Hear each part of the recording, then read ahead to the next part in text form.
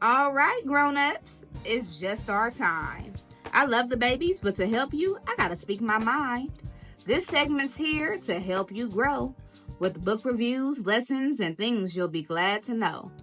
If your little one's restless or looking to play, send them to my other playlist. The read-alouds there will brighten their day.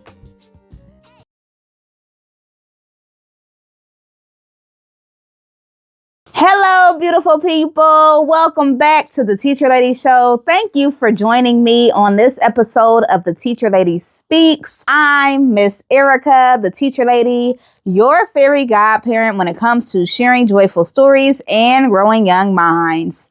Now, every single week on this show, we have a different topic. And this week's topic is how to raise creative children.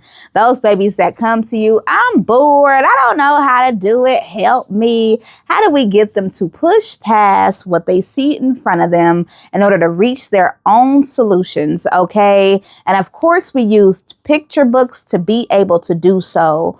Let's run it back really quickly. On Monday, we had 2 episodes of the Teacher Lady Reads, an interactive read aloud featuring the books Rosie Revere Engineer, as well as The World Belonged to Us. Then on Wednesday, we had 2 behind the book reviews where I let you know how to utilize that book as a resource to have more robust conversations with your little around their creativity. And then today, Friday, we are wrapping it all up on this episode of the Teacher Lady Speaks, a crash course or a professional development on how to raise creative children. So this segment is where I use my experience as an educator, as a parent, as a community supporter to help enhance your experience raising and taking care of your babies. You ready? Let's grow. Defining the topic for a child. Creativity is that thing you use when no answers on paper make sense. Like if you've had a problem and you've had to make something in order to solve the problem, or you've had to think in a way that most people probably wouldn't think, all of those are signs that you were using your creativity.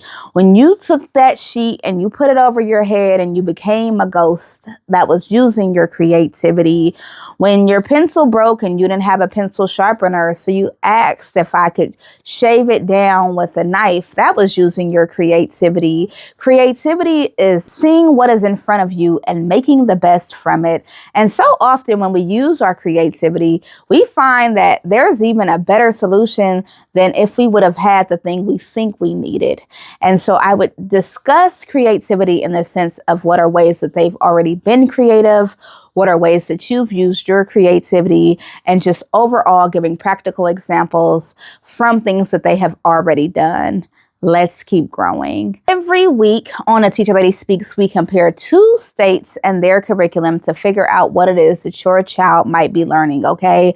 So we compare the state of California and their curriculum as well as the state of Texas so that we can see in the classroom how is your child growing and learning about creativity. So under the visual and performing arts standard in the California state curriculum, there are developing original ideas in response to imagination, observation, and experience. In addition, in science and engineering practices, there's asking questions and defining problems, planning and carrying out investigations, and constructing explanations.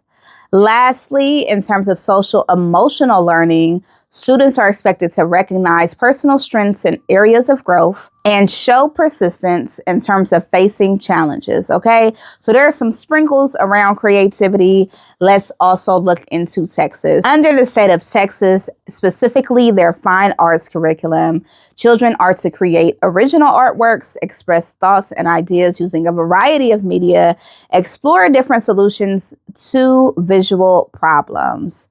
Then under their science curriculum for grades 1 through 3, they are to ask questions about the natural world, plan and conduct simple investigations, design and build simple tools. Lastly, for the state of Texas, under their social emotional learning guidance, children are to demonstrate problem solving, communicate ideas, develop self-confidence through expression. Okay, so I would say that both states kind of hints around the idea of creativity. But similar to other topics, it is more of we want children to have a general idea. There is no set curriculum that says this week we're removing all desks and we're removing all pencils and all paper. And now we want to figure out what children are going to do in terms of how they're going to sit. We're going to provide a variety of materials for them to use their creativity to put the classroom back together. That does not exist. And to be honest, that is the heart of creativity. So much creativity comes from what we see as lack, because you're able to stretch your brains to figure out a solution for a problem. Here are some resources you might be able to use to help raise a more creative child. The first is Tinkergarten. This is an outdoor learning platform that encourages nature-based problem solving. So they offer seasonal activities that build creativity and confidence. Okay, this is for the littles. The next resource I'm going to talk about is The Kid Should See This. This is a free video resource hub with inspiring stories of real world innovation, science, art, and creativity. And this is great for sparking curiosity. So if you have that child that's not so creative, sometimes they just need a little inspiration to get them going. And this website is a great resource to be able to do so. The next resource is brought to us by PBS. Y'all know how I feel about PBS. And this is the Design Squad Global. This is going to be a variety of hands-on engineering challenges for kids with videos and downloadable design journals. So if your child really liked the read aloud from this week, Rosie Revere Engineer, that might be a really great resource for them to get more involved in sciences as well as building and creating. The next resource we are going to talk about is Lego Replay and Build Challenges. So you can use Legos to fuel imagination, storytelling, and design thinking. You can add timers, themes, or different materials to kind of figure out problems and solutions. Legos in general are really a great resource for getting children to create, to build, and to overall be innovative. Okay, let's keep growing. Lastly, the resource that I'm going to mention for today, but of course, if you want more, you know to subscribe to my newsletter. Crayola Creativity Central is going to offer project guides, prompts, and printable designs to stretch imagination beyond coloring. So this is great for a solo project or even a group play, okay? Let's get into best practices when it comes to raising creative children. Now, in my opinion, creativity is really born sometimes out of lack. And so when you don't have the thing you think you need, what are you going to make? One of my talents is you can give me a million random ingredients. It's one of the reasons why I like some cooking shows, because we can have like a can of this and a little bit of that and a little bit of this and a little bit of that, and I will be able to make something from it. And although the origin of that might be struggle, I think that it is really special to be able to see what is in front of you and redesign it in a way that works for you. And so my first best practice is not to just have your child out here struggling. That's not what I'm trying to say, but literally have them explore what is available to them. If your child is bored and they're past their TV time and they have all of these different pieces, what can they create? What can they do? You can even give them themes. Hey, I want you to create a supermarket, and I'll be there to visit your supermarket in an hour, and I'll buy the things that you can most convince me of, right? That you can most encourage me to get. And so then that child gets to go into the living room. Now they're going to mess your living room up, okay? It is what it is. You want a creative child, that come with a little bit of mess. But then they get to go into their play area or the living room, and they get to build this grocery store, and they'll use all sorts of things. They'll turn the VHSs into plates for the grocery store, or maybe they'll take different color Legos for the fruits or what have you, and then they're able to explain what it is that they've created. And then you're going to play along as part of that creativity, and you're going to say, oh, that looks good, I want some of that, and what's going on over here. You want to encourage their brain to explore. Our brains are really, really beautiful places, and they have the ability to put things together from the things that are in front of us if we allow our brains to be able to do so. So encouraging your child to try something else. It is so important when you're raising a creative child to not give them the answer right away. I have a rule. If you've been listening to this channel, you may have heard it. It is called try 3 before me. That means that 3 efforts need to be put into you solving your own problem before you come and ask me for help. What are the things that you can do to figure out how to solve your problem? And this is because if you have children who are unable to think outside the box, who are unable to be creative, who only go to adults for answers, as they get older, they will have no independence. They will be frazzled when it comes to an issue or a problem in their lives. And that process truly starts early. All right. So what is the problem? How are we going to solve the problem? Oh, you're bored. Can you go create this thing for me? We're missing this ingredient. What can we replace it with? Day-to-day situations to where you were asking questions and encouraging your child to find that answer is crucial when it comes to creativity. The next best practice when it comes to creative children and raising creative children is you are going to involve them in the things that you are doing. So you're building a dresser and putting it together. You want that child to come in and you can ask them how they would build it. Even as you're going through the step-by-step instructions, you can ask them the different ways you might be able to use the same tool. The more that you get that child hands-on practice with different things, the more creative they're able to be. Okay. Now this is more challenging. Delete extremely. This is more challenging when it comes to children who have all. Because when you have a child who has all, their creativity is not at play and at work as much as a child who has to be creative for survival purposes. What I'm telling you is to find the in-between, right? I'm not telling you to create a child that's struggling and suffering and whatever so they can be creative. I'm also not telling you that let that child have so much that they never have to truly use their intelligence, their thinking ability, and their problem solving abilities. Okay. And so there is really a balance, but overall, get your child involved in the day-to-day things that are going on in your home anyway, in their school anyway, and see if they can think outside the box in order to fix it. When an issue comes up in the house, how would they handle that issue? My sole came off of the bottom of my shoe. It started to flip up some. And I went to go throw the shoes away. And my daughter was like, we can use those shoes and we can just glue them down. And I was like, well, I don't really want to glue them down. Once they're up, they're up. What else you got? And she was like, well, we can cut the leather off the shoe and then we can stitch it to a shirt. And now we have new shirts. And in my mind, I'm thinking that shirt, that's going to be ugly, right? That's what I'm thinking in the back of my head. But I didn't tell her that. I was like, oh, that's smart. That's a good idea. We can put it in a maker space. And now we got this shoe that's halfway broken. And who knows what Addie is going to come up with when it comes to this shoe, because that's what you want. You want children to see something that somebody else sees as broken, trash, thrown away, done with, and you want them to get excited around making something new.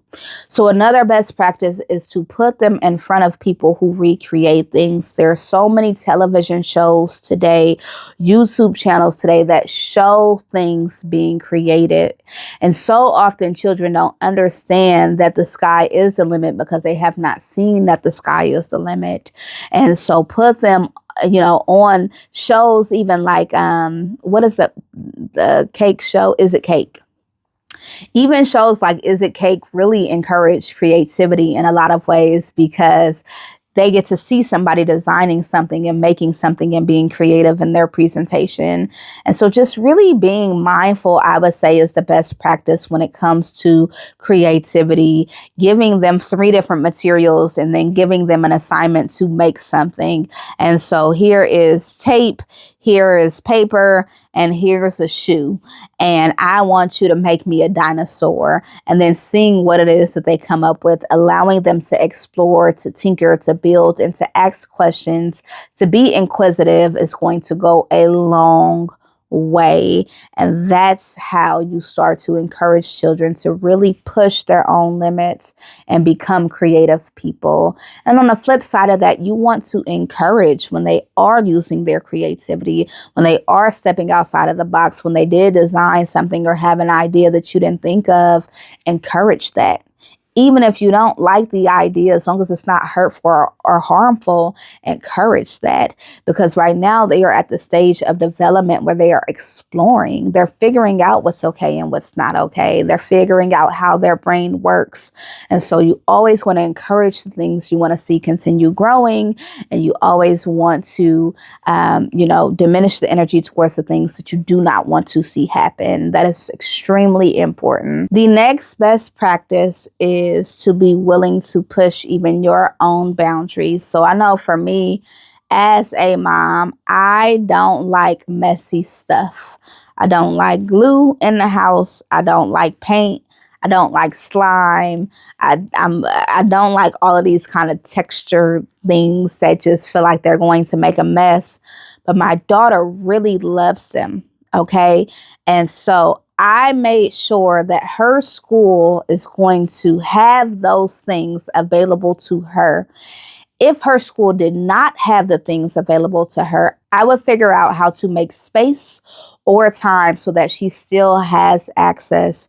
If you have that child who loves sand, who loves slime, who loves glue, there is a reason why they're drawn to these materials, whether it's finger paint or something else. So put them in environments to where they can explore that, whether that's a clay making class or there's something in their day-to-day school that allows them to be able to do so. Really encourage the things that they're showing an interest in, even if they don't align with what you personally prefer. When to seek help. For this topic, I really don't think that this section is necessary. I feel like creativity is an ongoing process and we all have different levels of it. Some of us have a paper to cut and we need scissors and we have to have scissors and nothing but scissors will do. Others of us have learned how to tear the paper gently. We've learned how to tear it up and create something from that. We've learned how to use a pocket knife and use that. We have found other ways to use scissors, which is another best practice, actually. What are the different ways we could solve this problem without the obvious tools that we have available? But that is a process. And if your child was not raised, I will be honest, some of my creativity, I'm a very creative person. I can usually think of 10 solutions for a problem, but a lot of that came from childhood problems. And so if your child was not raised in that setting, give them time. I don't think that this is a when to seek help thing.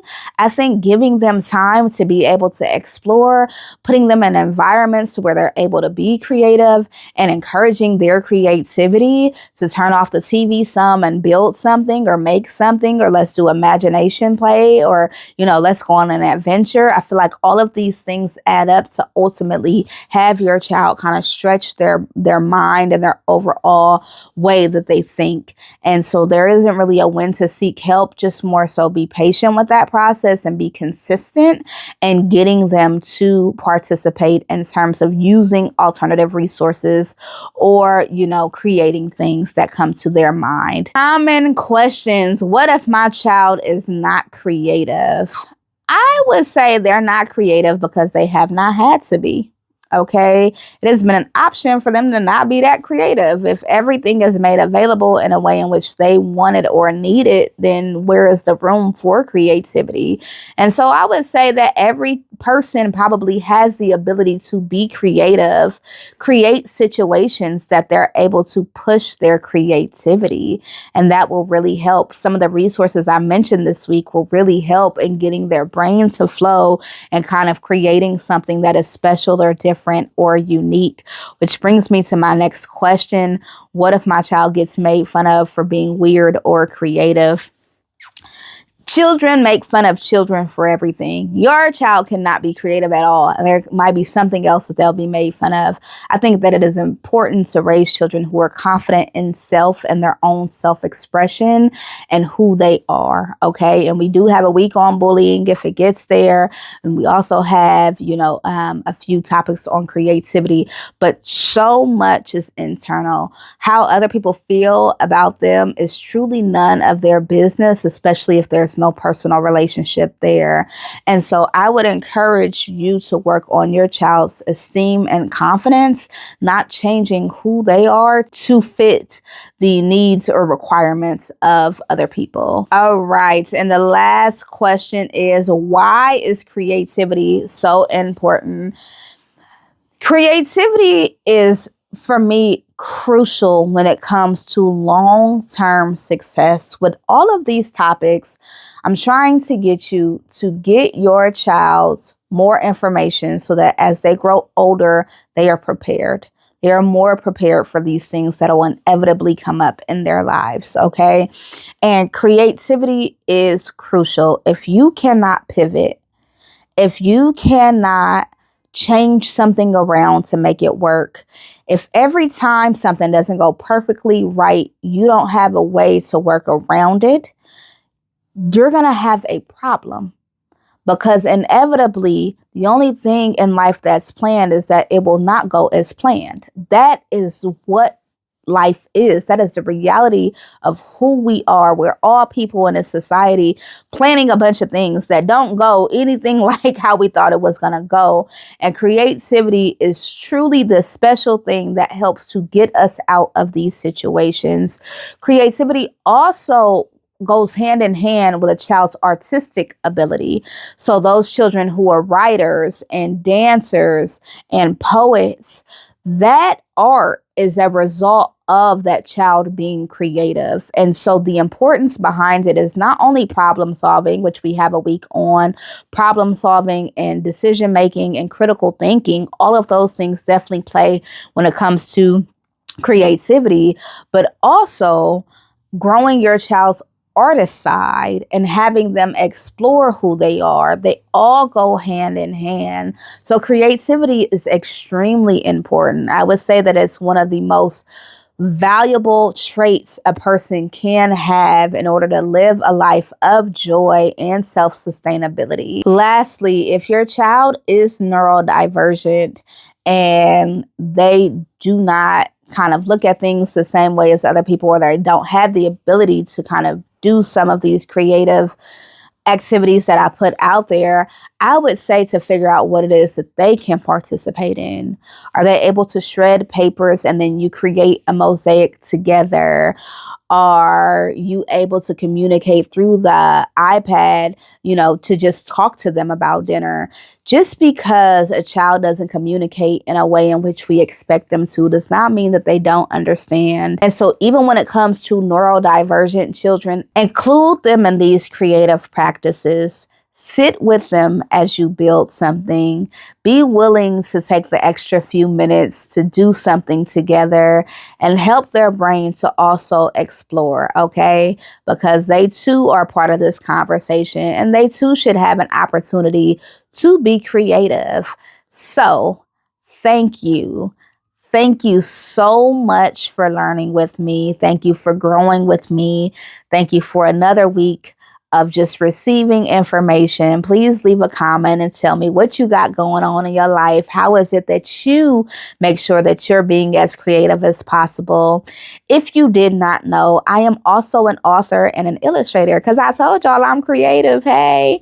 So I am also an author and an illustrator, and I have 9 diverse children's books. One is bilingual and available in Spanish. And those books encouraged a program called the Empathy Library. Now, the Empathy Library is a straightforward, pay it forward program where we get books to children in need intentionally. And so what that means is that that child doesn't receive a random library. If they are a young Black girl, those books represent their identity, their interests. Maybe they're interested in knitting. And so they'll have books on knitting, books on identity, books on culture. Maybe they like dance. And so we get to know that child so that we can fill their library in a way that feels good for them. So check that out. Make sure you add yourself to the newsletter and subscribe to the channel. And until next time, you remember to enjoy the moment or go be a joy in the moment. Bye.